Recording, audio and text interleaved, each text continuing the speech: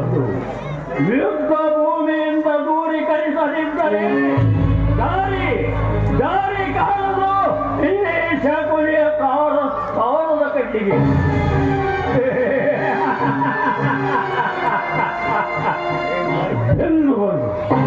ಬೆನ್ನುವನ್ನು ತಿನ್ನುವರೆ ನುಂಗುವ ಕ್ರಿಯೆ ಕಾಣುತ್ತಿದೆ ಅಶ್ವತ್ಥಾಮನಲ್ಲಿ.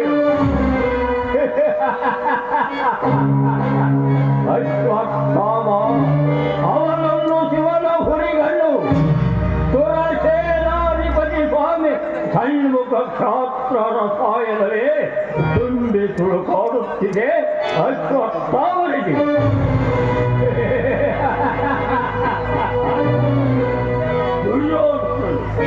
ದುರ್ಯೋಧನನು ದಂಡಾಧಿಪತಿಯ ಪಟ್ಟವರು ಅಶ್ವತ್ಥಾಮನಿಗೆ ಕಟ್ಟಿದರೆ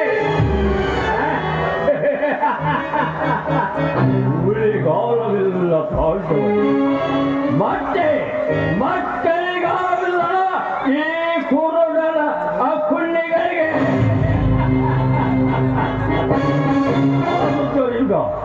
ಆರುದ್ದರಿಂದ ಹೋಳಿ ಹೊಳೆಯಿವೆ ದುರ್ಯೋಧನನ ಗೆರಡು ಬಾಳ. ಒಂದು ಮಹಾಗಣತಿಯಾದ ಭಾನುಮತಿಯ ಅಶೀಲದ ಬಗ್ಗೆ ಸಂಶಯದ ಪಾಠ. ಇನ್ನೊಂದು